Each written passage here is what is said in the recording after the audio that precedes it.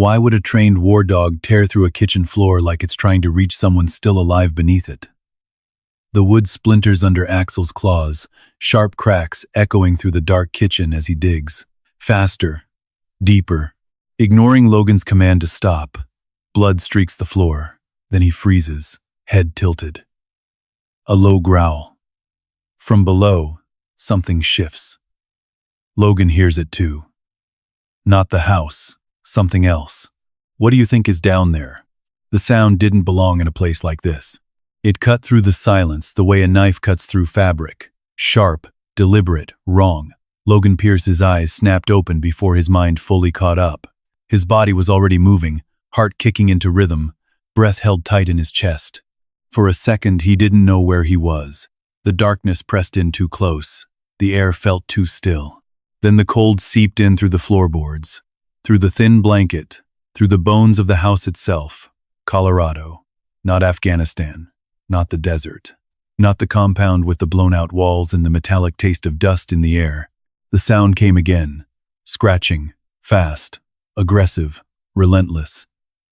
Logan sat up in the narrow bed, the old frame creaking under his weight. His hand moved without thinking, reaching toward the nightstand. Empty. No rifle. No sidearm. Just a flashlight and a half-empty glass of water. His jaw tightened. The scratching didn't stop. It wasn't outside. It was inside the house. Low. Close. Beneath him. "Axel," he muttered, voice rough from disuse. No response, just the sound. Louder now, frantic, claws tearing at wood. Logan swung his legs over the side of the bed. Now his bare feet hit the cold floor, and the chill shot straight up his spine. He stood still for a second, listening. Counting. 1, 2, 3. The rhythm of the scratching didn't change. No pause. No hesitation. Not an animal trying to get in. Something already inside. He grabbed the flashlight, thumb hovering over the switch, then clicked it on. A narrow beam cut through the darkness, catching dust in the air. The hallway outside his bedroom stretched long and empty, shadows pooling in the corners. The scratching came again, from the kitchen. Logan moved. Not fast, not loud. Low steps. Weight balanced. Eyes scanning every angle like he was back in an AO he didn't trust.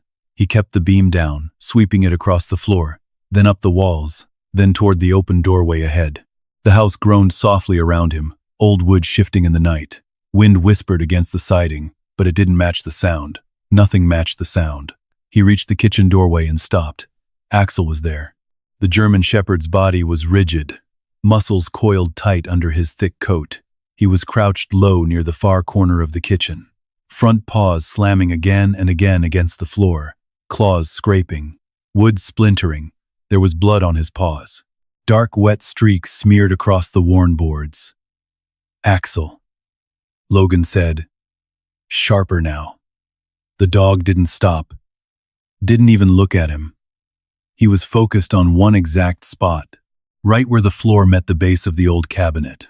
His entire body leaned into it like he was trying to dig through the house itself. "Hey, hey!" Logan crossed the room in 3 quick steps and grabbed the dog by the collar. But Axel resisted immediately, a low, vibrating growl building in his chest. Not at Logan, at the ground. "Easy," Logan muttered, tightening his grip. "Easy, boy. What the hell are you doing?" Axel twisted hard, trying to break free. Paws still scraping, still reaching for that spot. The growl deepened. Not aggressive, not wild, urgent, desperate. Logan pulled him back. For a second, the scratching stopped. The silence that followed felt heavier than the noise. Axel stood frozen, chest heaving, ears forward, eyes locked on the floor. Then slowly, deliberately, he stepped forward again and placed himself directly over the same spot. And he growled, low, steady, controlled, a warning. Logan's grip loosened. Something in the dog's posture, something he hadn't seen before, made him pause. Axel wasn't panicking. He wasn't chasing something. He was guarding. Logan exhaled slowly, forcing his breathing to settle. His pulse still hammered in his ears, but the edge of it shifted. This wasn't chaos, this was focus. He crouched down. The beam of the flashlight moved over the floor. The wood there was older than the rest, darker, worn smoother by time. A faint line ran along the edge, almost invisible unless you were looking for it. Axel let out a soft whine. Not fear, impatience. Logan swallowed. "All right," he said quietly. "Let's see what you've got." He reached out and knocked on the floor with his knuckles. A dull thud echoed back. Solid. He shifted his hand a few inches to the left and knocked again. Another dull thud. He moved closer to where Axel stood. The dog didn't move, but his body tensed as if bracing for something. Logan tapped the wood. The sound changed. Not loud, not obvious, but different, hollow. Logan froze. He tapped again, slower this time, listening. Hollow. He pressed his palm flat against the floor. The wood felt cold, colder than the rest of the room, as if something beneath it was pulling the heat away. Axel leaned down and pressed his nose against the same spot, inhaling sharply. Then he scratched once, hard, and looked up at Logan, waiting. Logan's throat tightened. "Why?" he murmured, more to himself than the dog. Would a trained war dog act like it's trying to dig someone out? The question hung in the air. No answer came. Only the quiet creak of the house, and the faint lingering echo of something beneath the floor that didn't belong there. Logan stayed there for a long time, crouched on the cold boards, and staring at that spot while Axel refused to leave it. Outside, the wind picked up, rushing through the trees that surrounded the isolated property. The branches scraped against each other with a dry, whispering sound that reminded him too much of sand against concrete. He pushed that thought away. Not here, not now. He shifted his weight and sat back on his heels, eyes never leaving the floor. His mind began to move the way it used to. Slow, methodical, breaking the situation down piece by piece. Old house, unknown structure, possible void beneath, possible entry point, possible threat. He stopped himself. This wasn't a mission, it was just a house. Just a piece of land his mother had left behind. Just a place he had come to disappear. Axel let out another low whine. Logan looked at him. The dog's ears were still forward, and body angled protectively over that exact spot, as if whatever lay beneath it mattered more than anything else in the world. Logan exhaled. "All right," he said quietly. "We'll figure it out in the morning." But he didn't stand up, didn't move away. He stayed there on the cold kitchen floor, back against the cabinet, flashlight resting loosely in his hand. Axel lay down beside the spot, chin hovering just above the wood, eyes open, unblinking, guarding. Logan leaned his head back and closed his eyes for a moment. Sleep didn't come. It never really did anymore. Every time the house creaked, every time the wind shifted, his body tensed, waiting for something that wasn't supposed to happen here. Somewhere deep in his chest, that old instinct stirred again. Not fear, not exactly. Recognition. Something was wrong with this place. And whatever it was, Axel had found it first. Logan didn't remember falling asleep. One moment he was sitting on the kitchen floor, back pressed against the cabinet, eyes half closed but alert. The next gray morning light was leaking through the window above the sink, thin and cold, stretching across the boards where Axel still lay. The dog hadn't moved. Same position. Same spot. Guarding. Logan's neck ached as he straightened, joints stiff from the cold. He rolled his shoulders once, slow, feeling the familiar pull along his spine, the kind that never quite left after too many years carrying gear that weighed more than it should. Axel lifted his head the moment Logan shifted, ears forward, waiting. "Yeah," Logan muttered, voice low. "I didn't forget." He pushed himself up and walked to the sink. Sure enough, the faucet groaned when he turned it, water sputtering before it ran steady. He cupped some in his hand, splashed his face once, then twice, cold enough to wake him up, not enough to shake the feeling. He glanced down at the floor again. Same spot, same faint seam in the wood, same wrongness. He grabbed a mug from the counter and poured yesterday's coffee into it, reheating it on the old stove. The burner clicked, flame catching after a second. The smell filled the kitchen, burnt, bitter, familiar. Axel didn't take his eyes off the floor.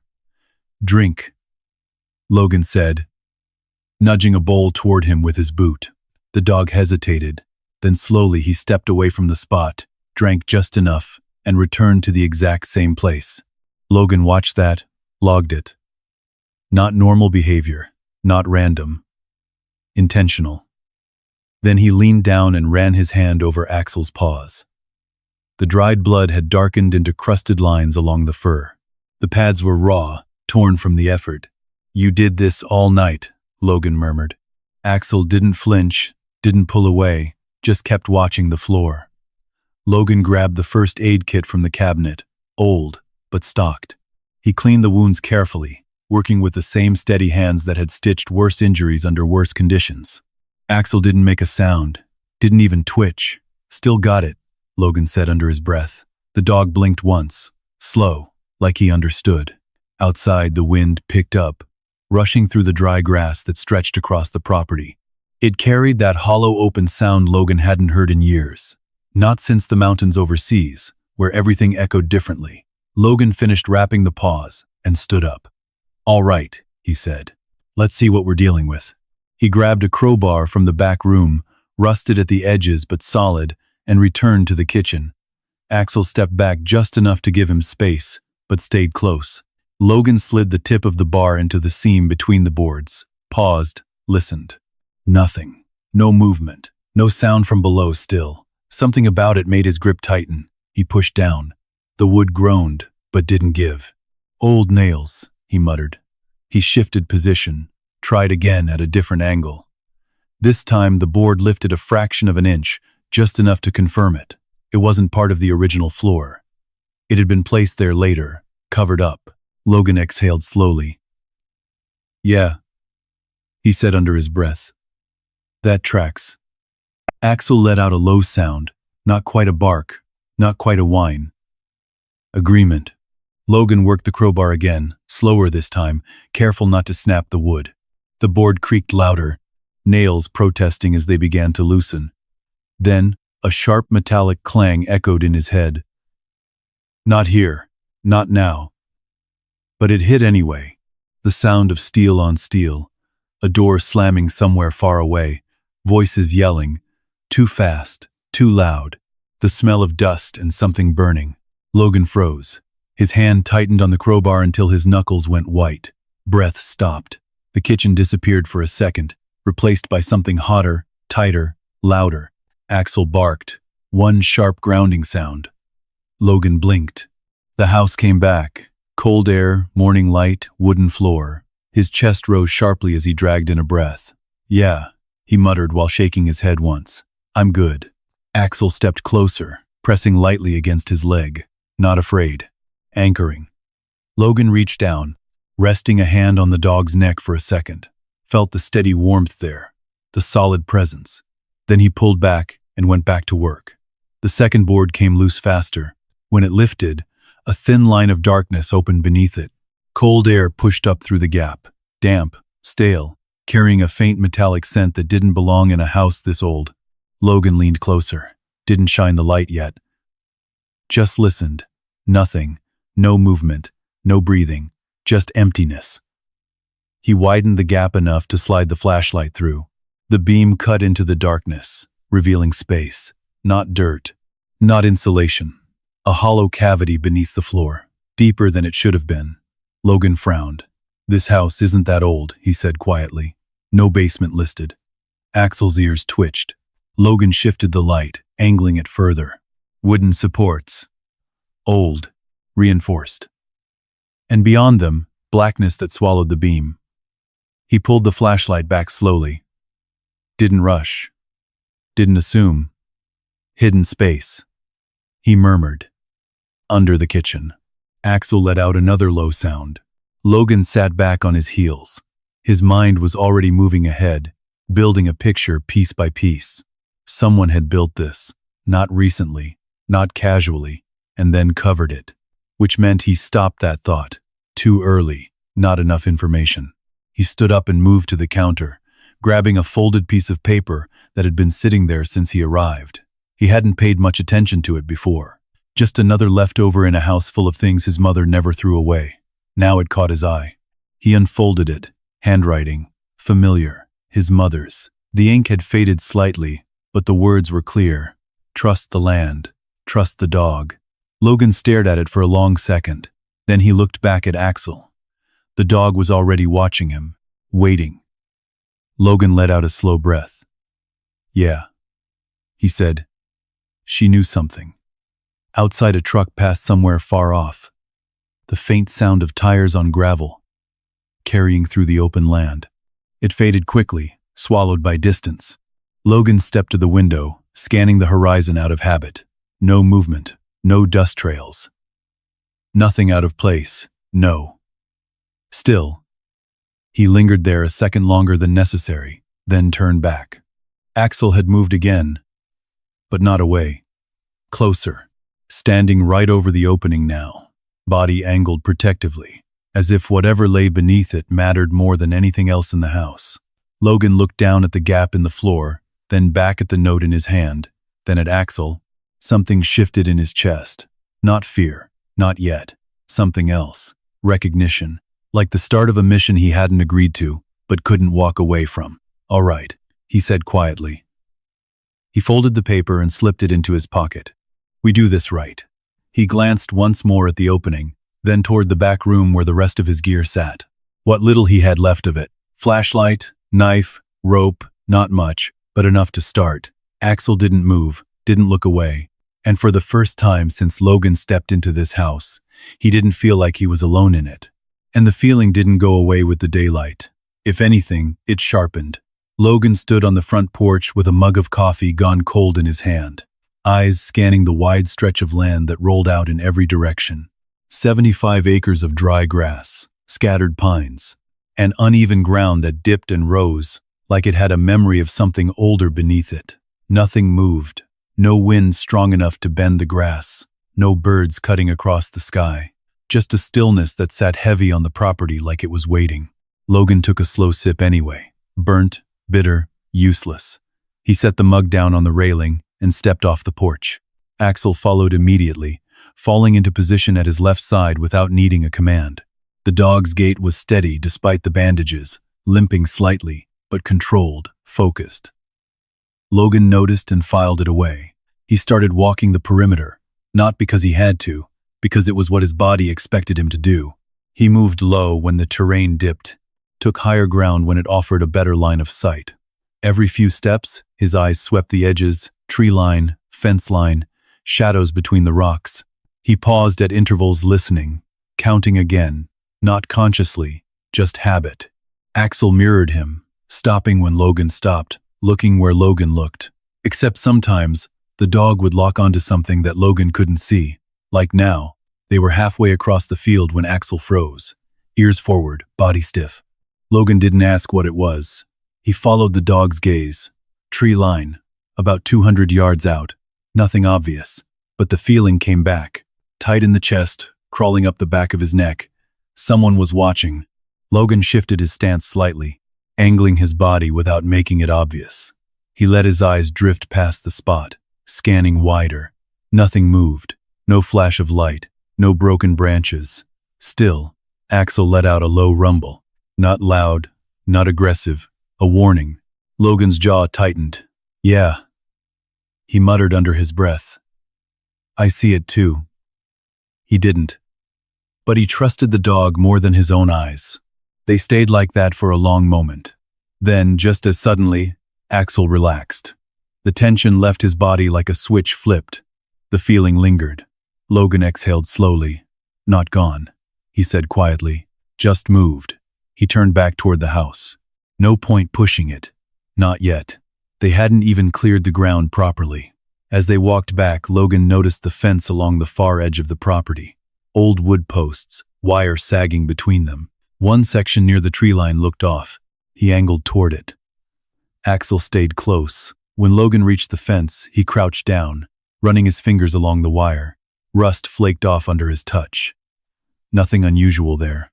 Then he saw it. A clean cut. Not old. Not weathered. Recent. The wire had been clipped and bent back, then roughly twisted into place again. Temporary fix. Someone had come through here. Not long ago, Logan straightened slowly, eyes drifting back toward the trees. All right, he said under his breath, now we're talking. Axel sniffed the ground near the fence, then followed a faint trail that led into the grass. He stopped after a few steps, looking back at Logan. Waiting. Logan shook his head. Not today. They weren't prepared. He wasn't going to chase a ghost into the trees without knowing what was waiting. He turned back toward the house. Axel followed, but slower this time. Reluctant. Logan felt it too, like they were leaving something unfinished. Halfway back, the sound of an engine rolled across the land.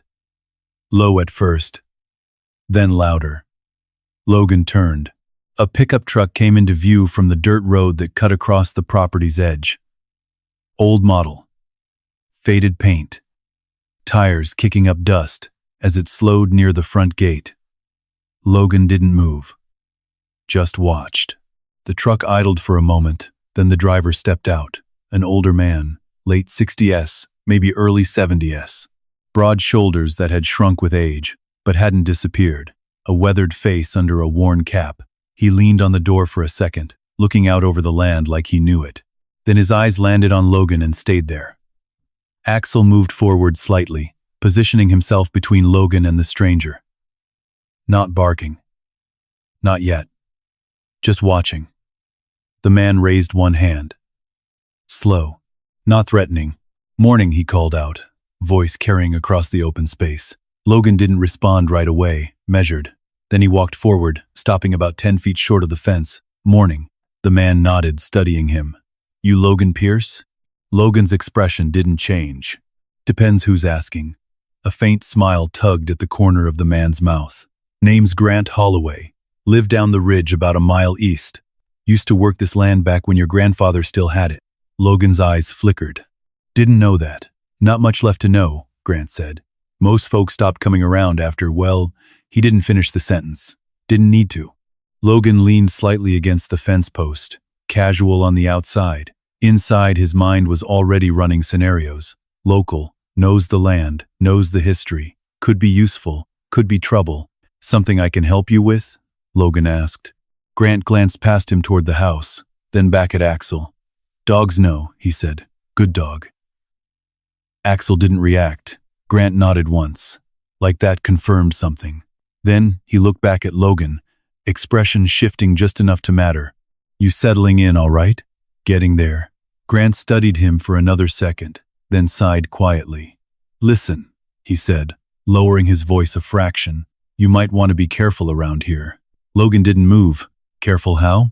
Grant glanced toward the tree line, same spot Axel had been watching. People had their eyes on this place for a long time, he said, and they don't like being told no.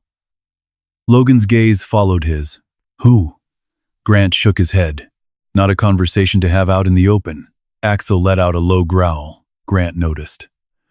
Dog knows it too, he said. Something ain't right. Logan crossed his arms. What do they want with a piece of land that's falling apart? Grant let out a dry chuckle. Son, if it was just the land, nobody would care. That landed heavier than it should have.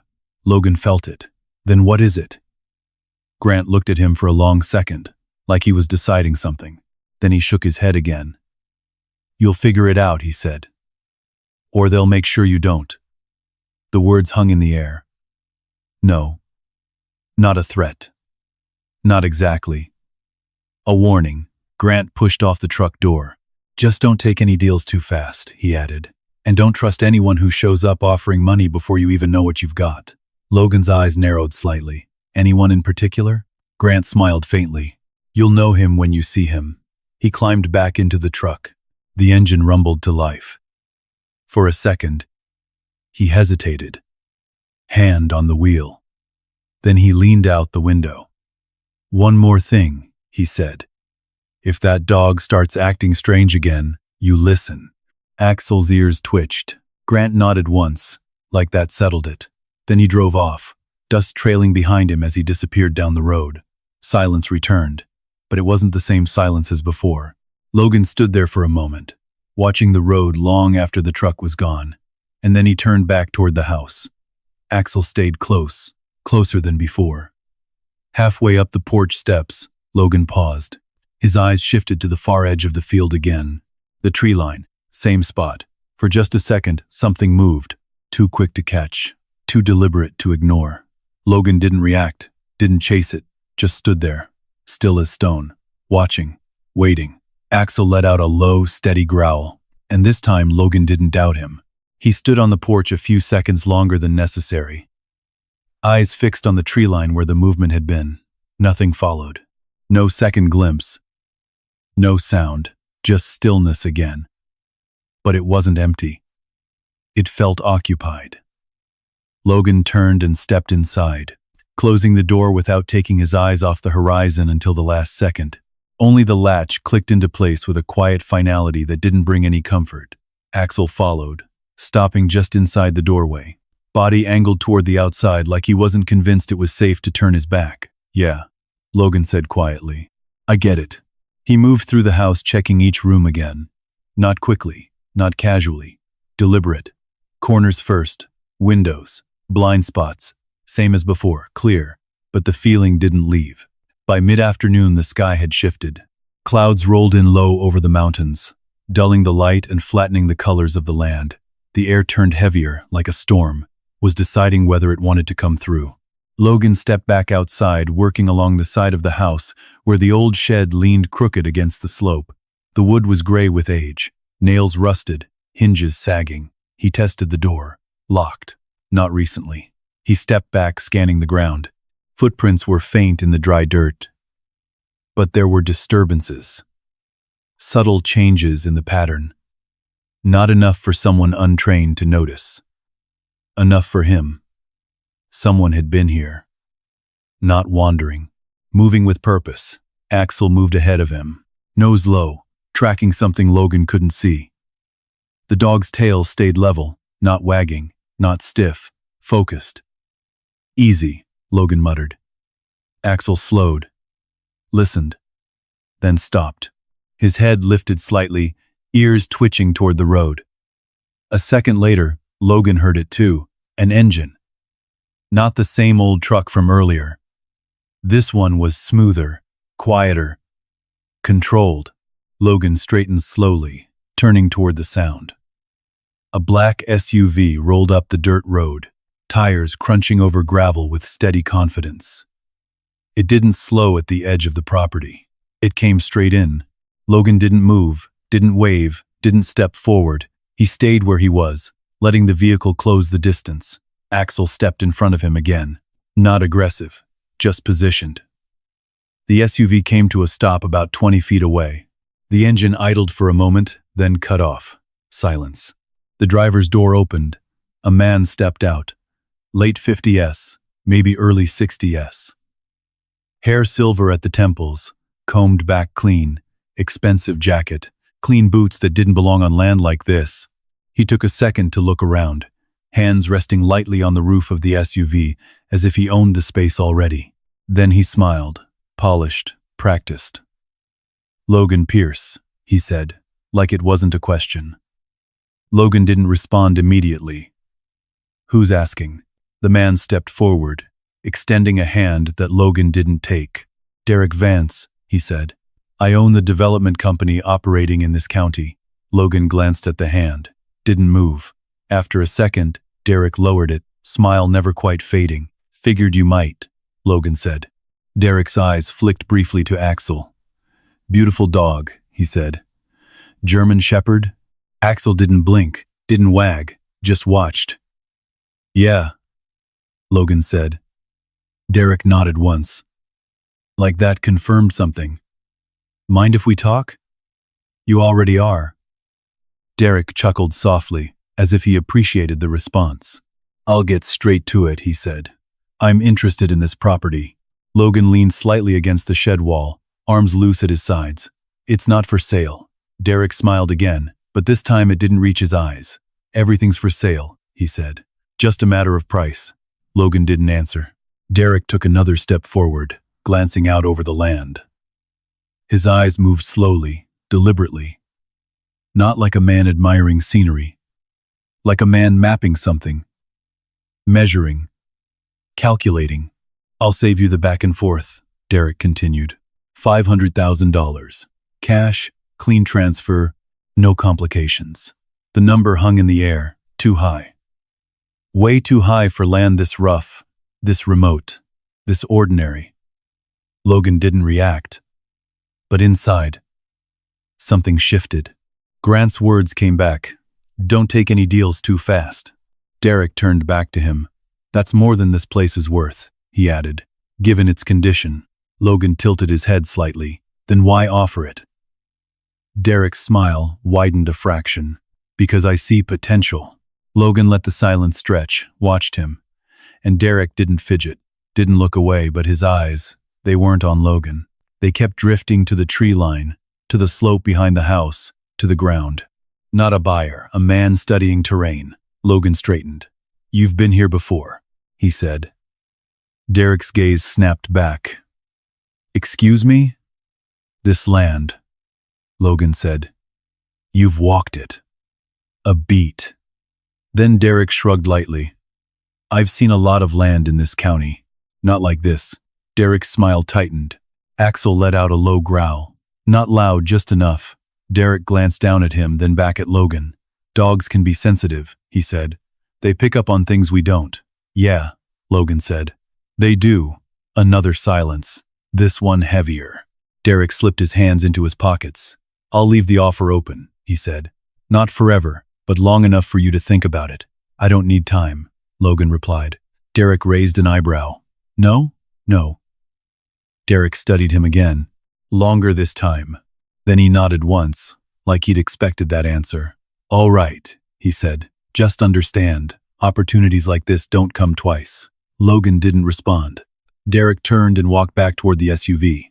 Halfway there, he stopped, looked over his shoulder. You're new here, he said. Still figuring things out. Logan's expression didn't change. Derek's voice dropped slightly. There are parts of this land that don't belong to you the way you think they do.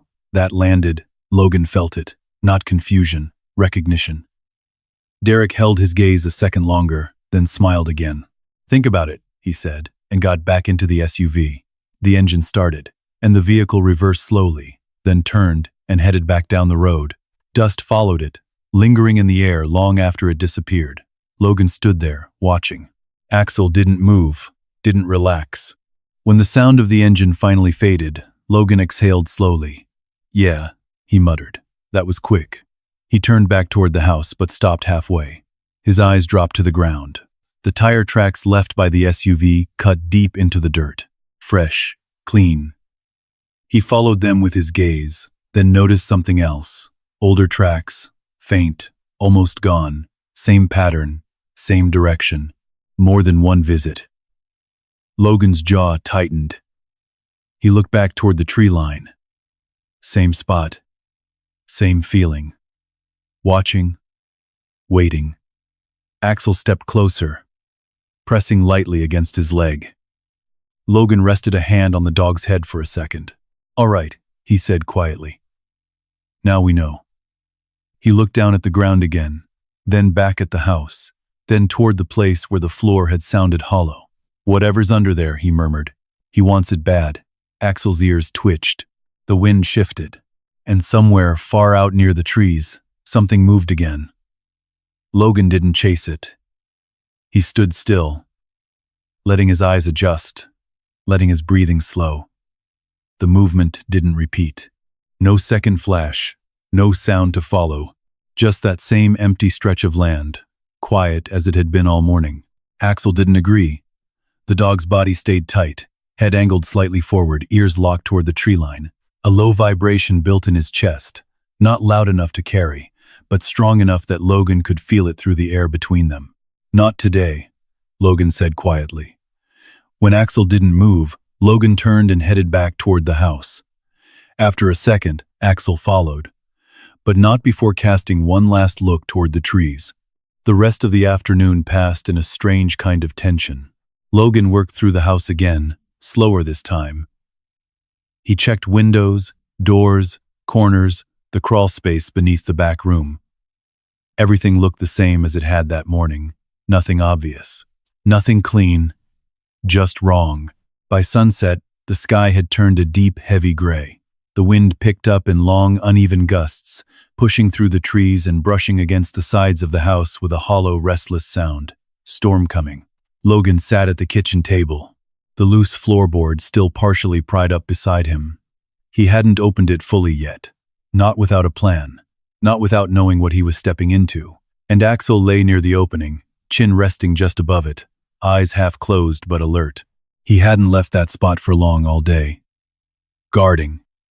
Logan glanced at the clock on the wall. 9:47 p.m. Too early to sleep. Too late to start digging deeper. He leaned back in the chair, listening to the house settle around him. Every creak felt louder now. Every shift in the wind sounded like movement where there shouldn't be any. His eyes drifted shut for just a second. A sharp crack snapped through the night. Logan was on his feet before the sound finished echoing. Chairs scraped back, hand reaching. Nothing there. No weapon. Axel was already moving. The dog bolted toward the back door, barking once. Sharp, urgent, not warning, alert. Logan crossed the room in 3 strides and threw the door open. Cold air slammed into him. With it, smoke. Thin at first, then thicker, rising from behind the house. Damn it. He didn't think, didn't hesitate. He moved, low, fast. Axel was ahead of him, already rounding the corner. Logan followed, boots hitting dirt hard as he cut across the yard toward the source. The old wooden shed, leaning against the slope, was lit from within. Flames licked through the cracks in the boards, orange light spilling out into the dark like something alive trying to break free. By the time Logan reached it, the fire had already taken hold. Dry wood, old nails, no resistance. It spread fast, too fast. Not an accident. Logan slowed just enough to take it in. Door shut, no lightning, no reason for it to start on its own. He stepped closer, shielding his face from the heat. The fire roared louder now, the beams inside collapsing with sharp, splintering cracks. Sparks shot upward into the wind, carried toward the open land. Axel barked again, louder this time. Not at the fire, past it. Logan turned. Movement. A shadow breaking from the edge of the property, just beyond the shed. Fast, low, running. Logan's body reacted before his mind finished processing. He dropped his center of gravity, pivoted, and took off after it. Axel. The dog was already moving. They crossed the yard in seconds, cutting toward the tree line. The figure ahead was quick, knew the terrain, didn't look back. Logan closed the distance slightly. Not enough. The ground shifted underfoot, uneven, loose. He adjusted his stride, keeping balance, keeping speed. The figure reached the fence line, the same section, cut wire, of course. They slipped through and Logan slowed. Not stopped, slowed enough to think. Ambush point, narrow entry, limited visibility beyond. He angled slightly, approaching off-center instead of straight through. Axel didn't wait. The dog surged ahead, slipping through the gap before Logan could call him back. Axel, too late. A sharp yelp cut through the air. Logan's chest tightened. He moved faster. Through the fence, into the trees. Darkness closed in immediately. Branches scraping against his arms. Ground uneven and cluttered with roots. He pushed forward, following the sound. Axel reappeared a few yards ahead. Limping, but moving. Blood marked the path behind him. Fresh. Logan dropped to one knee, grabbing the dog gently by the collar. Easy. Easy. Axel resisted for half a second. Still keyed up, still tracking. Then he stilled. Logan ran his hand down the dog's leg. A cut, clean, sharp edge, blade, not debris. Son of a... He stopped himself and looked up. The trees ahead were empty. No movement, no sound. Whoever had been there, gone. Logan stayed still for a long moment, listening. Nothing came back. Just wind pushing through the branches above, carrying the faint glow of the fire behind them. He exhaled slowly. All right, he muttered. We're done chasing. He stood, keeping one hand on Axel as they moved back toward the house. The fire had spread further by the time they returned. Half the shed was already collapsing inward, flames roaring up through the roof. The heat pushed them back 10 feet, then 15. Nothing to save. No water line, no time. Logan stood there, breathing hard, watching it burn. The orange light danced across the yard, casting long, kinetic, shifting shadows that made the land look alive in a way it hadn't before. Axel leaned against his leg, still alert, still watching. Logan's eyes moved across the property. Not the fire. Beyond it. To the edges. To the places someone could stand and watch this happen. Because someone had. Someone had lit this. Watched him react. Pulled him away from the house. From the floor. From whatever was hidden beneath it. Logan's jaw tightened. "Yeah," he said quietly. "That's what this is. A distraction. A message." He looked down at Axel, at the blood on the dog's leg. The way he still refused to turn his back to the trees. "They're not trying to scare us off," Logan murmured. Axel's ears twitched. Logan looked back at the house. "They're trying to slow us down." The shed collapsed with a final crack, sending a burst of sparks into the night sky. Logan didn't flinch, didn't step back. He just stood there, watching the flames eat through what was left. Because now he knew. This wasn't about land. It never was. And whatever was buried under that kitchen floor, someone was willing to burn for it. The fire burned itself out sometime after midnight. By then, there wasn't much left of the shed but a blackened frame and a bed of glowing embers that pulsed faintly in the dark. The wind had shifted just enough to keep it from spreading, but not enough to carry away the smell. Smoke lingered. It clung to the air, to Logan's clothes, to the back of his throat. He didn't go back to sleep, didn't try. Instead, he sat on the porch with Axel beside him, both of them facing the open land. The dog's breathing had steadied, but every so often his ears would twitch, catching something Logan couldn't hear, or maybe didn't want to. Logan kept his gaze low, scanning the ground in front of him, then lifting it slowly to the horizon. Same rhythm, same pattern. Hours passed like that. When the sky finally began to lighten, Logan stood up without a word and went back inside. The house felt different, not safer, sharper, like something inside it had shifted overnight. Axel moved straight to the kitchen. Same spot, same floor. Logan followed, stepping over the loose board he'd pried open the day before. The gap looked darker now, deeper somehow, like it had expanded in the night. Or maybe he was just seeing it differently. He grabbed the crowbar again. No hesitation this time. "Let's open it up," he said quietly. Axel stepped back, but didn't leave. Now Logan drove the bar under the edge of the board and pushed down. The nails gave easier now, weakened from the previous attempt. The wood lifted with a long, splintering creak. One board came loose, then another. Logan set them aside carefully, exposing a rectangular opening in the floor just wide enough to see into. Cold air rushed up immediately, stronger this time, damp, metallic, old. Logan crouched down, bracing one hand against the floor as he angled the flashlight into the opening. The beam cut through the darkness, revealing more than it had before. Wooden supports, reinforced beams, and beyond them, a space that didn't belong under a house like this. Not a crawl space, too tall, too structured. The light moved slowly across the interior and stopped. Something was down there, not moving, not alive, only but placed. Logan narrowed his eyes and leaned closer, angling the beam to get a better look.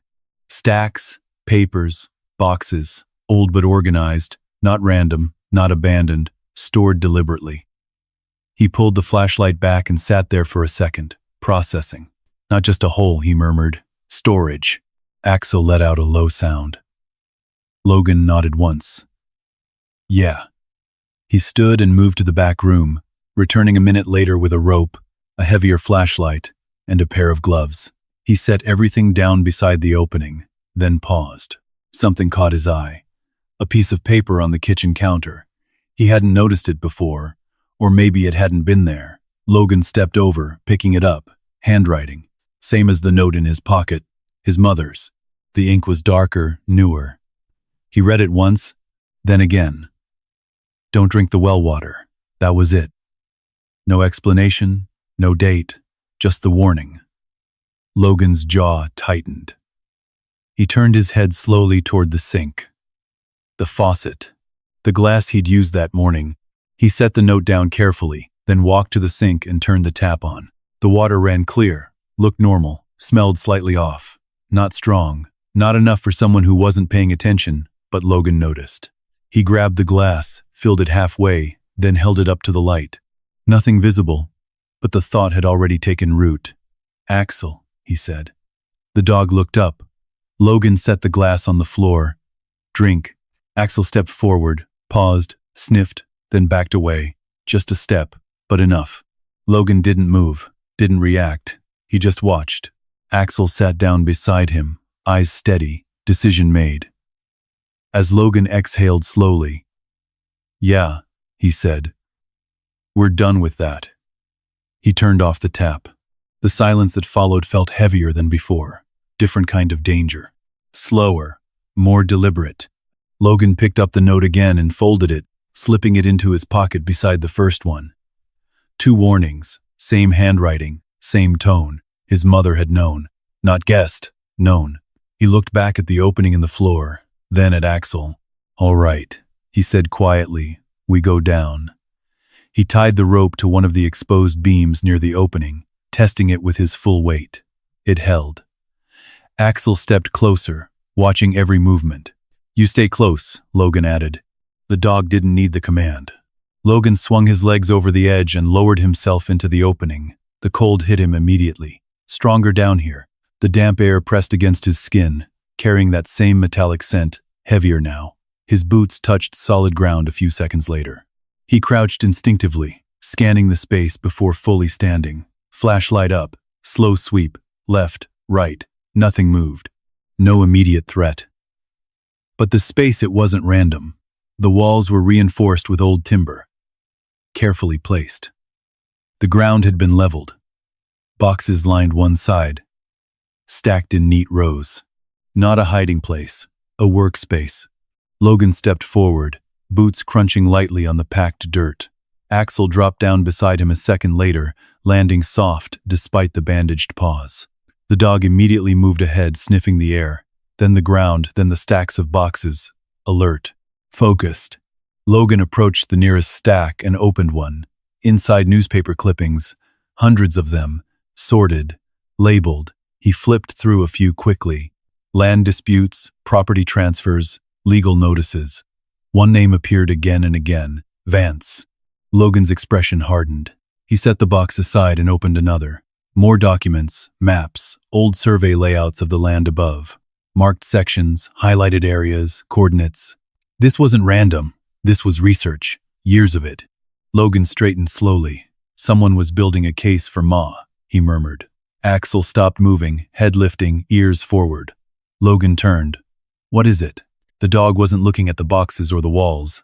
He was staring deeper into the space, toward the far end, where the flashlight didn't quite reach. Logan angled the beam that way. At first, nothing, just more darkness. Then, a shape, subtle, low to the ground, a door, almost metal, set into the earth like it had been there longer than the house above it. Logan's grip tightened on the flashlight. "Of course," he said quietly. Axel took one step forward, then stopped, a low growl building again. Logan didn't move closer, not yet. He stood there looking at the door, feeling the air shift around it. Colder, heavier, like whatever lay beyond it had been waiting for a long time. Logan didn't touch the door, not yet. He stood there, flashlight steady, letting his eyes adjust to the edges of it. The metal was old, dull, scratched, worn in places where hands had gripped it over and over again. Not abandoned, used, maintained. The handle sat low, reinforced, built for pressure. Not something you'd put in a farmhouse crawl space, unless you expected whatever was behind it to matter. Axel's growl deepened, not loud, but constant. Logan stepped back. Not fear, assessment. He swept the light once more across the room, slower this time. The boxes, the clippings, the maps, everything pointed in one direction, toward that door. He turned. "Not blind," he muttered. Then he moved back toward the rope. Up first, understand later. Axel followed without hesitation, climbing with a quiet efficiency that said this wasn't his first time navigating tight spaces under stress. When Logan pulled himself back into the kitchen, the air felt warmer, lighter, but it didn't settle him. He stepped away from the opening and stood still for a moment, listening. The house creaked softly around him, nothing else. He covered the opening loosely with the boards, not sealing it, just enough to hide it from a quick glance. Then he grabbed his jacket. Come on. Axel was already moving. They stepped outside into a sky that had cleared just enough to let pale sunlight break through the clouds. The wind had died down, but the smell of smoke still lingered in the air. Logan didn't head toward the shed. He headed toward the road. Axel stayed close. The walk to Grant's place took longer than it looked from a distance. The land rolled in uneven waves, dips and ridges, forcing Logan to adjust his path more than once. He didn't rush, didn't cut corners. Every few minutes, he stopped, listened, checked behind him. Nothing followed, but the feeling stayed. Grant's cabin sat low against the slope, half hidden by trees that had grown thick around it. Old wood, tin roof, a porch that sagged slightly on one side. Logan approached from the front. No need to surprise anyone. Axel stopped a few steps short, sniffing the air, then relaxed. Logan knocked. No answer. He waited, knocked again. Footsteps inside. Slow, measured. The door opened just enough for Grant to look out. His eyes moved past Logan immediately, scanning. Same habit, same training, just older. Figured you'd come by, Grant said, opening the door wider. Logan stepped inside. The cabin smelled like old wood and coffee that had been brewed too long. A radio sat on the table, low, static humming beneath it. Grant closed the door behind them. Axel moved to the center of the room and stopped watching. Sit, Logan said. The dog lowered himself without taking his eyes off Grant. Grant noticed. Good dog, he muttered again. Logan didn't sit. He stood near the table, hands loose at his sides. There's something under the house, Logan said. Grant didn't look surprised, just tired. What kind of something? Reinforced space, storage, documents. Logan paused, and a door. That landed. Grant's jaw tightened slightly. Metal? Yeah. Grant nodded once, then walked over to the stove, pouring coffee into a chipped mug without asking. He slid it across the table. Logan didn't touch it. Grant leaned back against the counter. Your mother ever tell you about your family? He asked. Logan shook his head. Not much. Kept it vague. Grant let out a slow breath. Figures. He looked down at his hands for a second, then back up. You ever hear the name Logan Pierce? Logan's expression didn't change. Should I have? Grant studied him. Long, then nodded. Yeah, he said quietly. You should have. Silence stretched between them. Axel shifted slightly, ears flicking once, then settling again. Grant pushed off the counter. Eleanor was your great-grandmother, he said. Owned that land before anyone else in your family. Built most of what's still standing. Logan listened. Didn't interrupt. Smart woman. Grant continued. Didn't trust people easy. Especially not after Vance's father started sniffing around. Logan's eyes narrowed. Derek's father? Grant nodded. Different man. Same kind of trouble. He took a slow sip of his coffee.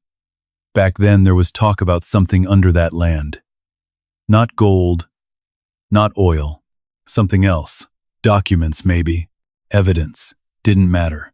What mattered was people wanted it. Logan felt the pieces start to shift. Eleanor knew. Grant went on. Started digging into things. Land records, ownership disputes, old court filings, stuff that didn't add up. Logan leaned slightly forward. And? Grant's eyes met his, and then she disappeared. The room went still. Disappeared how? Logan asked. Gone. Grant said simply. One day she was there. Next day, nothing. No body, no sign of a struggle, just gone. Logan's jaw tightened. And people just accepted that? Grant let out a dry chuckle. People accept a lot when they're told to. Silence again. He set the mug down. Official story was she left, Grant added. Walked off. Didn't want the land anymore. Logan shook his head slightly. Doesn't fit. No, Grant said. It doesn't. Axel shifted again. This time his attention moved to the door. Grant noticed. Something wrong? Logan didn't answer right away. Yeah. He listened. Nothing obvious. But the feeling back again. Someone's been on the land, Logan said. Fence cut, tracks, fire last night. Grant's expression hardened. Yeah, he said. That'd be them. Vance? His people. Logan exhaled slowly. They want what's under the house. Grant nodded. They've wanted it for a long time. Logan's gaze drifted for a second, then came back. My mother knew. Yeah, she left me the land anyway. Grant held his eyes. She didn't leave it to you, he said quietly. She gave it back to you. That sat heavier than anything else. Logan felt it. Not in his head, in his chest. He looked down at the floor for a second, then back up. The door, he said. What's behind it? Grant hesitated. Not long. Just enough. I don't know for sure, he said. Yeah, but if Eleanor built it, it wasn't for storage. Logan nodded once, decision forming. Axel stood without being told. Grant watched that. Whatever's down there, he said. It's the reason she disappeared. Logan turned toward the door. And the reason they're still coming. Grant didn't argue, didn't try to stop him, just stepped aside. Be careful, he said. Logan paused at the threshold. Always am. He stepped outside, Axel at his side. The wind had picked up again, brushing through the trees with a low, restless sound. As they started back toward the house, Logan didn't look behind him, didn't need to. He already knew, somehow, whatever was buried under that land was never meant to stay hidden forever. Logan didn't slow on the walk back. The land stretched wide and quiet around him, but it didn't feel empty anymore. Every rise, every dip in the terrain held weight now, purpose. He could feel it. Axel stayed tight at his side, no longer drifting ahead, no longer scanning outward. The dog's focus had narrowed back to the house, back to the floor. Logan didn't look at the burned shed as they passed it. Didn't need to. He already knew what it meant. They had tried to pull him away. That meant he was close. By the time they reached the porch, the sky had dimmed again. Clouds moved faster now, low and heavy, pressing down on the land like something building. Logan stepped inside and shut the door behind them. The house creaked softly, same as before. But now, he listened differently. Not for noise, for absence, for the wrong kind of quiet. Axel moved straight to the kitchen. Same spot, same focus. Logan didn't waste time. He dropped his jacket, moved to the back room, and returned with everything he had left that mattered. Flashlight, knife, rope, a small pack. Nothing fancy, just enough. He set it all down beside the opening and pulled the boards fully away this time, exposing the entire gap. Cold air rose up immediately, stronger than before. Alive. Logan crouched and looked down. Same space, same reinforced beams, same darkness beyond. But now, he knew what it led to. Not a crawl space, not storage, something deeper. Axel stepped forward, too close. Logan put a hand on his collar. Easy. The dog stilled, but his body leaned forward, drawn toward the opening like a compass finding north. Logan tied the rope again, checking the knot twice this time. Then he looped it once around his forearm. Not for safety, for control. He dropped the flashlight beam into the opening and followed it down. Boots hit the ground. Same cold, same smell. Stronger now that he expected it. Axel dropped beside him a second later. No hesitation. No fear. Logan scanned the space again. Clear. Boxes untouched. Nothing moved. But the door. That was different. It felt closer now. He moved toward it slowly. Steps quiet, controlled. His light stayed low, sweeping just enough to keep track of the ground. Axel followed half a step behind. Not ahead this time. Waiting. When Logan reached the door, he stopped, close enough to see the details. The metal wasn't just worn, it was scarred. Scratches near the edges, marks around the handle. Not damage, use, repeated. Someone had opened this door a lot. Recently, Logan reached out and placed his hand on the surface. Cold. Not just from the air. From below. He pulled his hand back, looked at the handle, then at Axel. The dog's ears were forward again, but there was something else now. not just tension, expectation. Logan exhaled slowly. All right. He grabbed the handle, turned. For a second, nothing. Then a heavy click echoed through the space. Deep, final. The sound traveled through the ground beneath his boots, up into his chest. Axel's body tensed. Logan pulled. The door resisted at first, then gave slow and heavy. It opened just enough to let the smell hit him stronger now, damp and stale. Old air sealed too long. Logan stepped back half a pace, letting it clear, then angled the flashlight inside. The beam cut through the darkness, revealing a tunnel. Not natural. No, not carved by chance. Reinforced walls, metal supports, a narrow path leading deeper under the land. Logan's jaw tightened. This wasn't just a bunker, he murmured. Axel stepped forward one step, then stopped. He turned his head slightly, ears twitching, listening. Logan froze. There a sound. Faint. So faint it barely registered. A shift. Not wind, not the structure, something else. Logan angled the light deeper into the tunnel. Nothing moved. But the sound came again. Soft. Irregular. Like something brushing against metal. Or breathing. Logan's grip tightened on the flashlight. Tell me you hear that, he said quietly. Axel didn't respond. He didn't need to. His entire body had gone still, locked and focused on something deeper inside the tunnel. Logan didn't rush, didn't charge in. He stepped forward slowly, 1 foot at a time, keeping his weight balanced and his breathing controlled. The beam moved with him, revealing more of the tunnel, more supports, more signs of human work.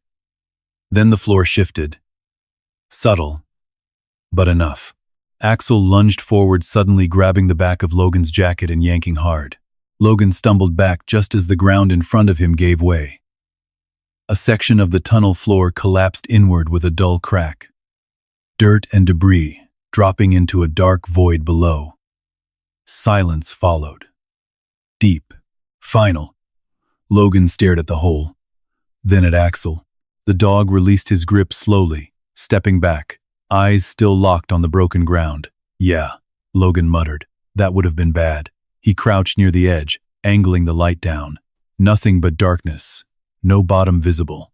He leaned back, exhaling slowly. Axel had just saved him. Again, Logan reached out and rested a hand on the dog's neck. Good call.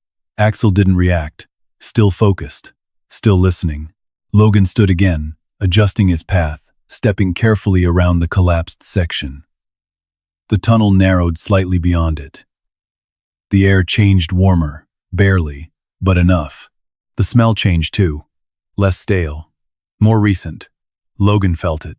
Something down here wasn't abandoned. Hadn't been for a long time. He moved forward. Slower now. Every step deliberate. Every sound measured. Axel stayed tight beside him. Not leading. Not lagging. Matching him. The tunnel curved slightly ahead, disappearing out of sight. And from somewhere beyond that curve, that sound came again. Soft. Uneven. Alive. Logan stopped just before the bend, his pulse steady, his breath controlled, his mind already moving ahead. All right, he said quietly. He tightened his grip on the flashlight and stepped forward into the dark, because now he knew. Axel hadn't been trying to dig into the ground, he'd been trying to reach someone. Logan moved around the bend. Slow. Measured. The flashlight beam slid along the curved wall, catching rough metal supports and damp patches where water had seeped through over time. The tunnel narrowed just enough to force him to angle his shoulders. The air changed again, warmer, not by much, but enough to notice, enough to mean something. Axel stepped ahead of him this time, careful. Each paw landed deliberately, avoiding loose dirt and the edges of the tunnel where the ground looked weaker. Logan followed close. Every few steps, Logan paused and listened. The sound came again, clearer now. Not metal, not movement, breathing, shallow, uneven, human. Logan's chest tightened. He moved faster, still controlled, but no longer slow. The tunnel opened suddenly, not wide, but enough to break the tight pressure of the walls. Then the beam hit something that wasn't part of the structure. A room, a small one, reinforced on all sides, sealed, built to last. Logan stepped into it. The smell hit him immediately. Stale air, fabric, time, and something else. Life. Barely, but still there. The flashlight moved. Swept across a narrow cot against the far wall. A small table, empty containers. Books stacked neatly in one corner. Then the beam stopped. A figure, still, thin, wrapped in blankets that had lost most of their warmth long ago. A narrow ventilation pipe disappeared into the wall above the cot, and shelves nearby held empty water jugs, medicine bottles, and the remains of carefully rationed food. Someone had lived here, not for days, but for years.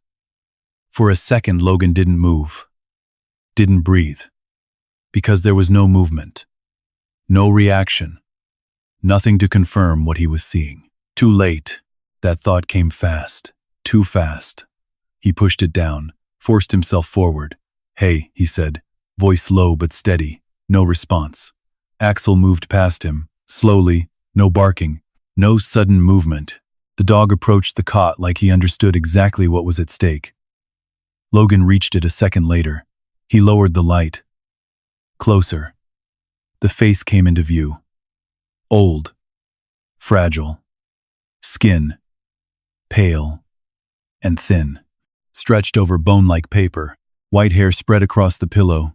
Eyes closed. Logan felt his chest tighten again. He set the flashlight down carefully and reached out. 2 fingers to the neck. Stillness. A second. Then faint. Weak. But there. A pulse. Logan exhaled sharply. "Still here," he muttered. Axel let out a soft sound. Relief. The kind that didn't need volume. Logan leaned in closer. "Hey," he said again, a little louder. "Can you hear me?" The figure didn't respond. But something shifted. Barely. A twitch. Logan grabbed a small bottle from his pack and unscrewed the cap. "Easy," he said. He lifted the woman's head slightly. Careful. Supporting it with one hand. Her skin felt cold. Too cold. He touched the water to her lips. At first nothing. Then, a faint movement. Her mouth opened slightly. Just enough. Logan let a few drops in. Waited. Another swallow. Slow. Painful. But real. Axel sat beside the cot, unmoving, watching her like he'd been waiting for this moment longer than Logan could understand. Logan gave her a little more water, then stopped, didn't push it. He didn't rush. "Stay with me," he said quietly. The woman's eyes fluttered, once, twice, then slowly they opened, clouded but aware. They moved, searching, until they found him. Logan held still, didn't speak, didn't move. The silence stretched. Then, her lips parted, dry, cracked. Her voice barely made it out. "You came." The words were thin, fragile, but clear. Logan felt something shift inside him.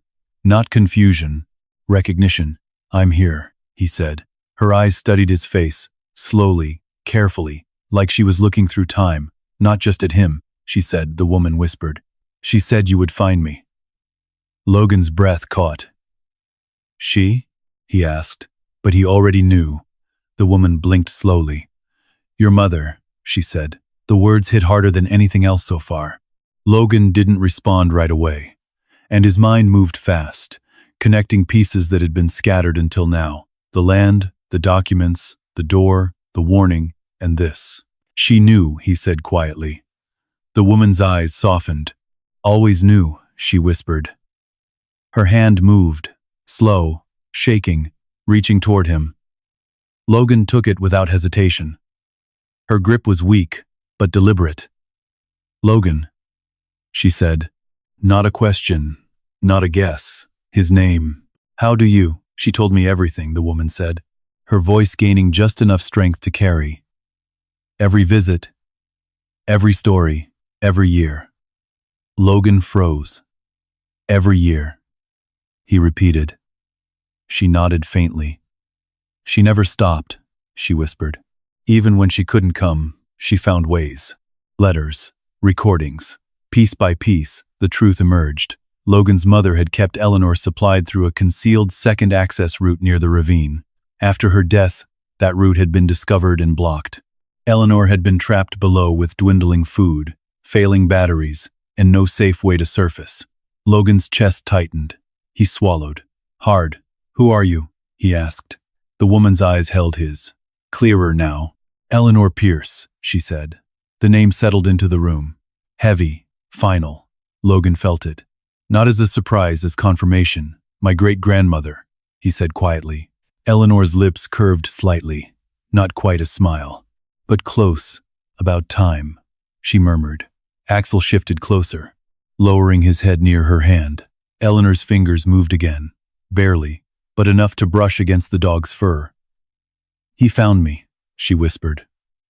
Logan glanced at Axel. "Yeah," he said. "He did." Eleanor's breathing steadied slightly. Not strong, but better. "You took your time," she added faintly.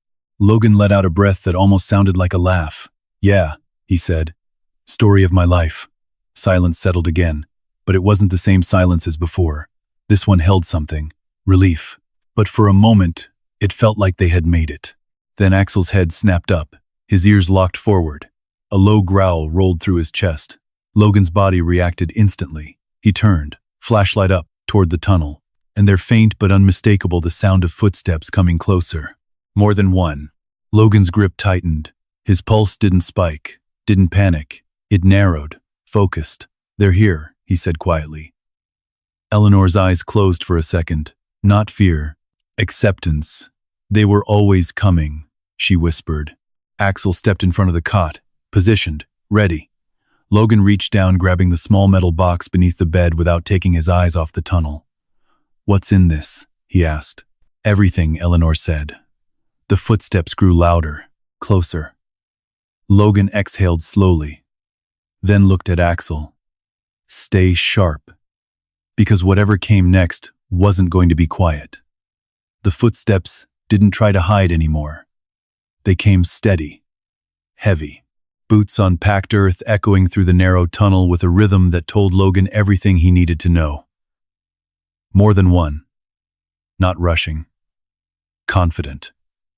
They thought they had time. Logan's mind snapped into place. Clear. Cold. Focused.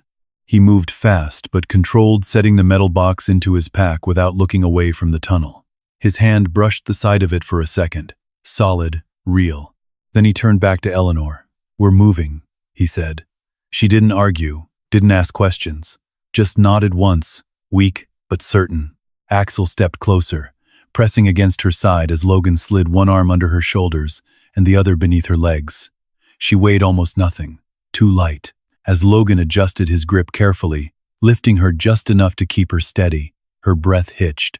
"Not pain, strain. Easy," he muttered. The footsteps got closer. Voices now, low, muffled. "Check further in. He's down here." Logan's eyes flicked to the tunnel again, distance closing. He turned toward the exit. "Stay with me," he said quietly.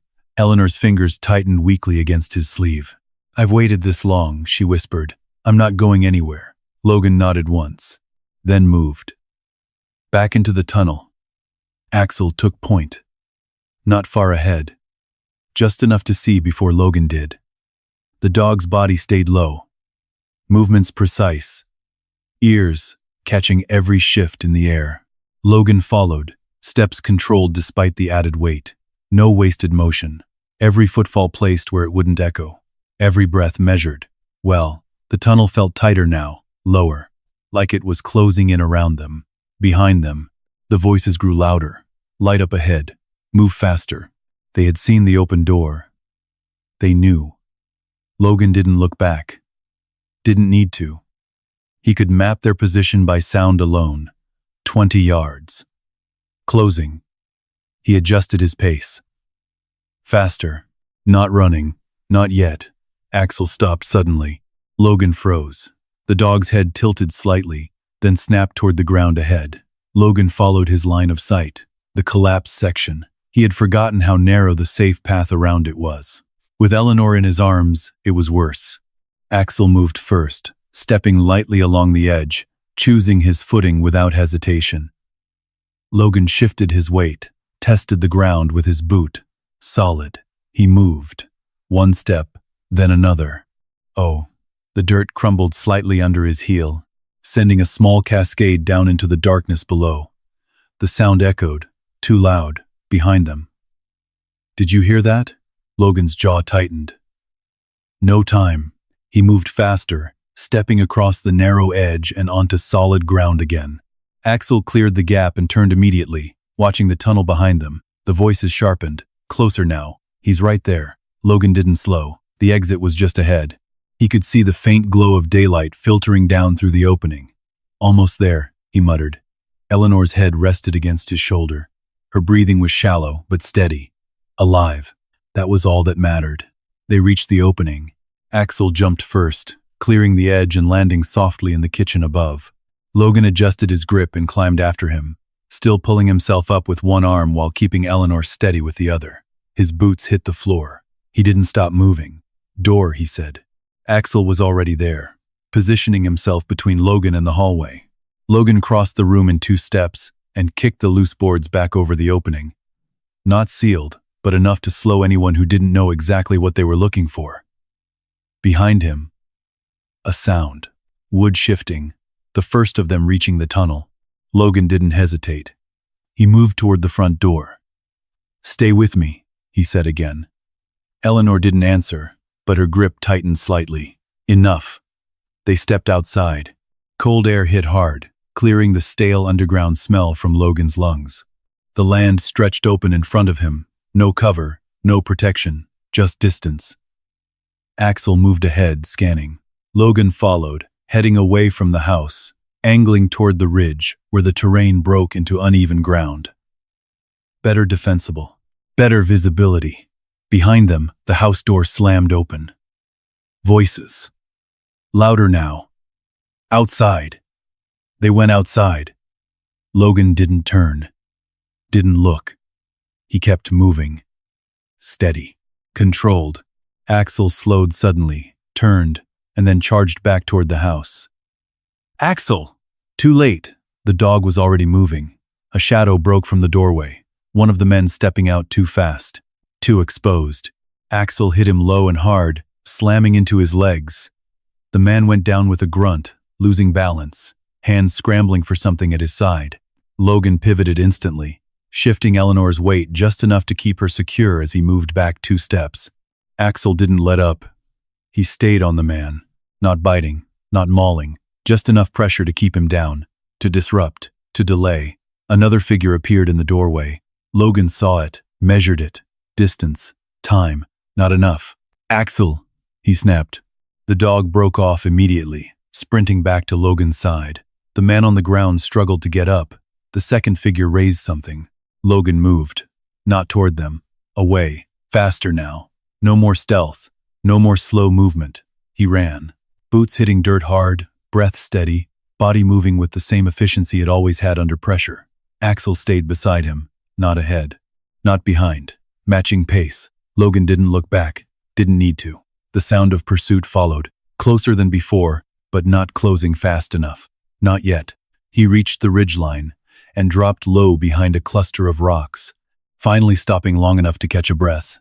Axel turned immediately, facing the direction they had come from, body tense, ready. Logan adjusted Eleanor's position carefully, lowering her just enough to rest against the rock. She opened her eyes slightly. "You didn't leave me," she whispered. Logan shook his head. Not happening. Her lips moved, almost a smile. Axel let out a low growl. Logan looked up. The figures had stopped at the edge of the yard, watching, not advancing. Not yet. Waiting. Logan met their gaze from across the distance. No fear, no hesitation, just calculation. "They'll come again," he said quietly. Axel's ears twitched.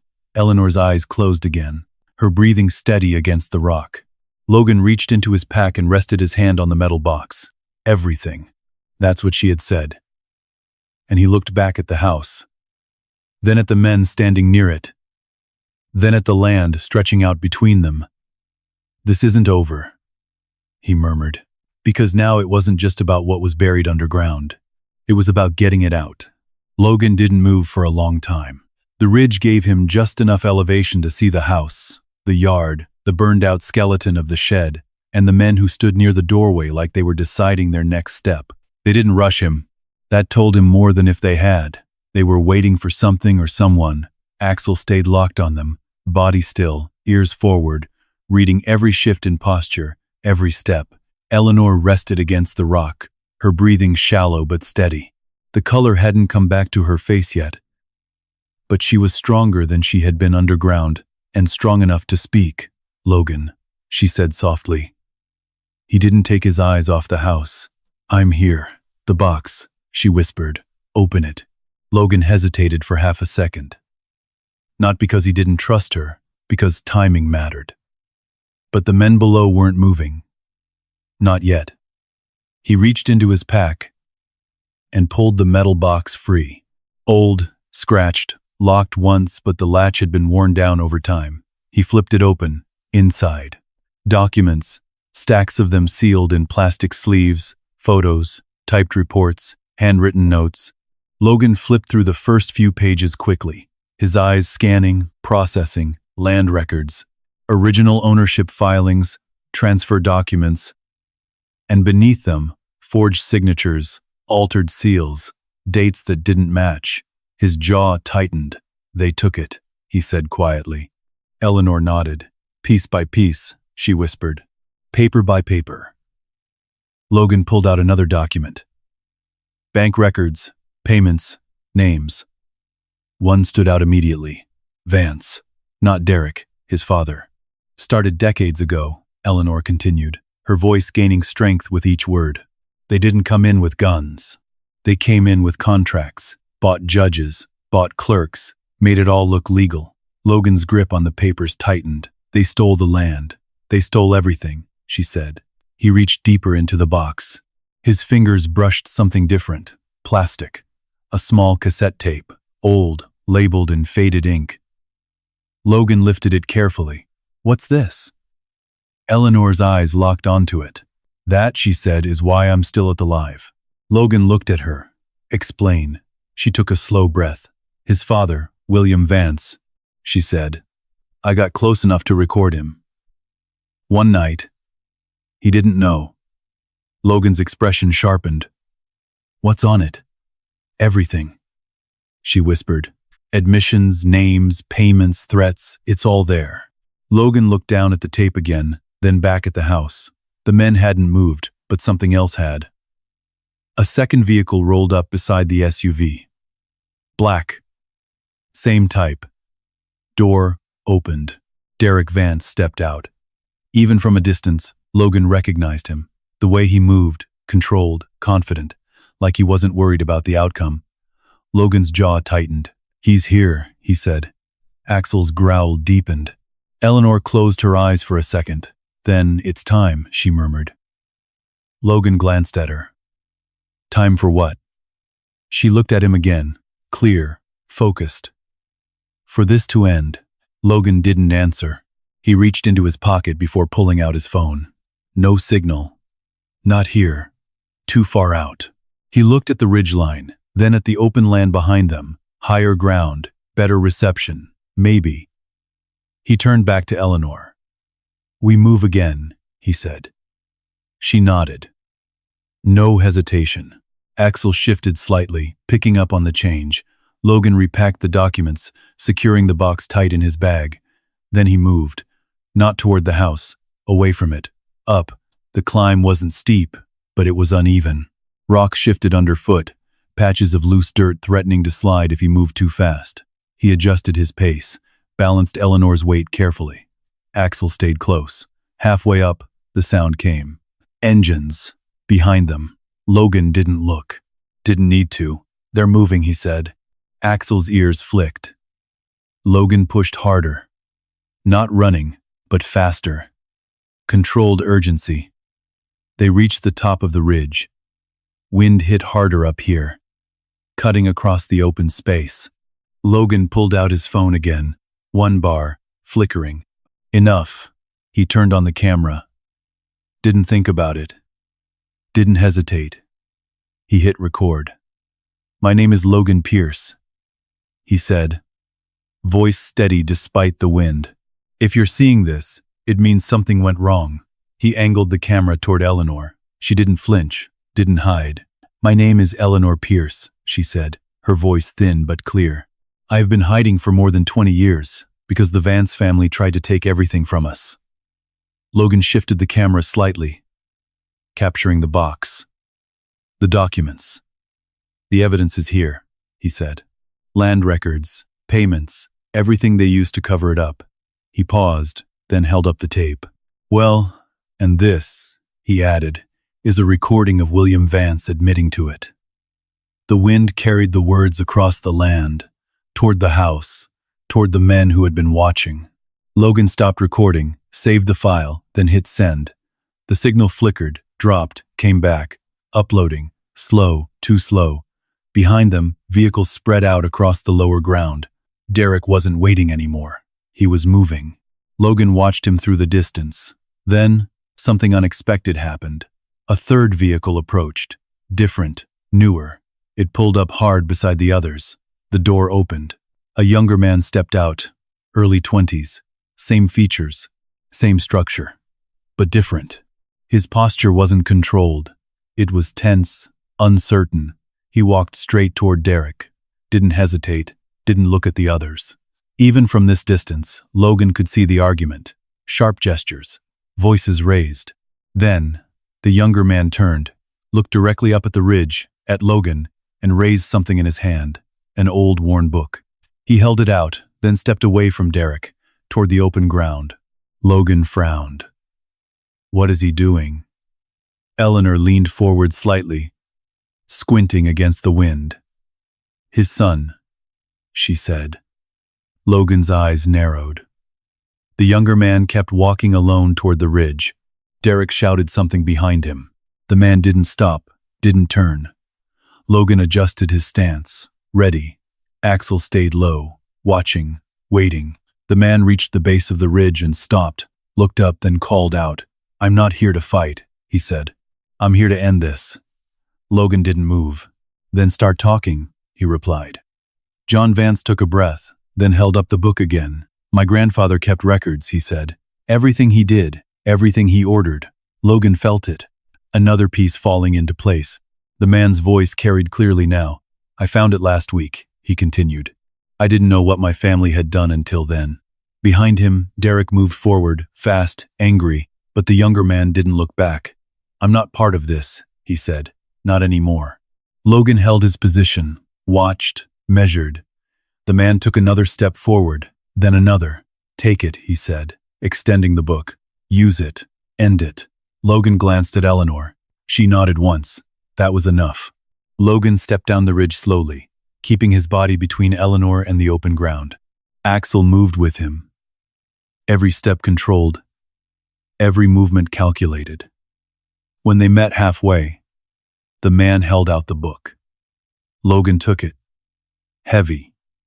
Real. He flipped it open. Pages filled with handwriting, dates, names, amounts, everything. Logan closed it slowly. Looked up. The man met his gaze. "I'm done carrying it," he said quietly. Behind him, Derek shouted again. "Closer now." Too close. Logan stepped back, turned. "Time to finish it," he said. Because now they had everything. The wind didn't die down. It kept moving across the ridge, pushing dust and dry grass in long, slow waves, like the land itself was breathing again after holding something in for too long. Logan stood still for a moment. The book in his hand, the weight of it, not just paper, not just ink, proof. Behind him, Eleanor rested against the rock, her eyes half open, and watching everything with a quiet that didn't come from weakness. It came from knowing it was finally over. Below, Derek Vance stopped advancing, not because he wanted to, because he had to. The distance between them wasn't just physical anymore. It was final. His son stood off to the side, no longer part of his shadow, no longer carrying his name the same way. Logan didn't say anything, didn't need to. The sound came first. Sirens, faint, then louder. Grant had not waited for Logan to return. After seeing the Vance vehicles converge on the Pierce property, He had driven to a ridge with reception and called the county sheriff, giving them every name and detail he knew. Vehicles approaching fast along the dirt road that cut through the valley. Derek turned, just slightly, just enough. That hesitation. It was all Logan needed to see. The control was gone. The certainty cracked. The first vehicles came into view minutes later, county deputies, followed by state investigators who had been alerted to the property dispute and the fire. Federal agents would come after the evidence was secured and the recording verified. Dust rose behind the arriving vehicles in long plumes. Doors opened. Officers stepped out. Purpose in every movement. No confusion. No delay. Logan stayed where he was. Didn't move toward them. Didn't move away. He just stood, holding the evidence, holding the end of something that had started long before he was born. Axel sat beside him, not tense anymore. Still alert, but different. Like the job was done. The agents spread out quickly, moving toward Derek and the others. Voices carried across the open land. Firm, clear, commands. Hands raised. No one ran. There was nowhere left to go. Logan finally exhaled. Not sharp, not heavy. Just steady. Like something inside him had finally stopped bracing for the next hit. Eleanor's hand touched his sleeve. Light, but enough. It's done, she said. Logan looked down at her, then back out at the land. Yeah, he said quietly. It is. He didn't smile. Not yet. That came later, weeks later. When the noise died down, when the truck stopped coming, when the land settled back into its own rhythm, the porch had been repaired. Not perfect, but solid. The boards didn't creak the same way anymore. Logan sat in a chair, angled toward the open yard, not toward the door, never with his back to it. That hadn't changed. Maybe it never would. But the nights, they were different. He still woke sometimes, still sat up before he knew why, still listened, but the silence didn't press on him the way it used to. It didn't feel like something waiting to break in. It felt like space. Axel lay stretched out near the steps, one front leg extended slightly forward. The scar was still there, a thin line where the fur hadn't grown back the same. Logan glanced at it without thinking. The dog caught the movement, lifted his head, ears relaxed, eyes clear, then lowered it again. No tension, no need. The wind moved through the trees at the edge of the property. The same trees Logan had watched that first night. The same line where something had moved. Now, nothing moved there. Not like before. Eleanor stepped out onto the porch slowly, a blanket draped over her shoulders despite the mild air. Her steps were careful, measured, but steady. Logan shifted his chair slightly without being asked, giving her space beside him. She lowered herself into the second chair with a quiet breath. They sat like that for a while. No words. Didn't need them. The land stretched out in front of them, different now. Not just because the legal lines had changed, but because the weight had. It wasn't something being hidden anymore. It was something returned. You fixed the well, Eleanor said eventually. Logan nodded. Didn't trust it before. She gave a faint smile. Smart, he glanced at her. You knew? Of course I knew, she said softly. That's why I told your mother to keep you away. Logan looked back out at the fields. Yeah, he said. She did. The words didn't carry anger, not anymore. Just understanding. Eleanor adjusted the blanket around her shoulders. She wanted you to have a life, she said. Not this. Logan leaned back slightly in the chair, looked out toward the ridge, toward the place where everything had shifted. I think she knew I'd end up here anyway, he said. Eleanor didn't answer right away. When she did, her voice was quieter. She was counting on it. The sun dipped lower, casting long shadows across the land. Axel shifted slightly, letting out a low breath. Logan reached down without looking and rested a hand against the dog's side. Solid, warm, there. He let it stay there for a moment, then pulled it back. You ever think about leaving? Logan asked.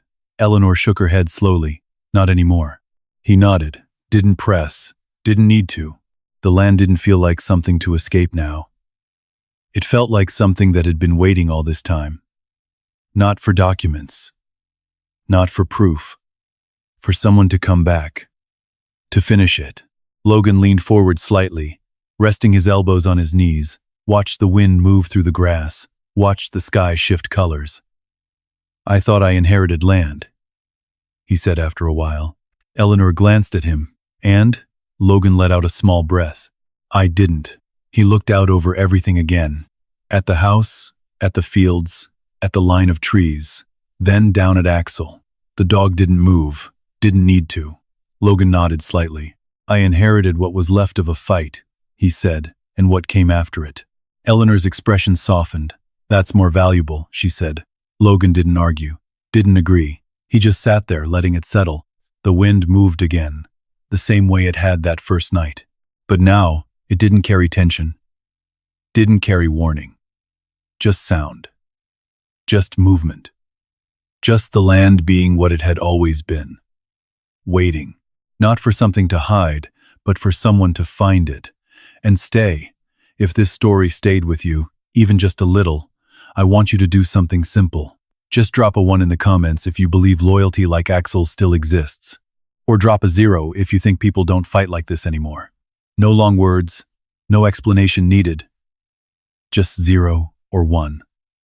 I read every single one. And if you felt something in this story, the silence, the fight, the moment everything finally came back to the surface, hit subscribe.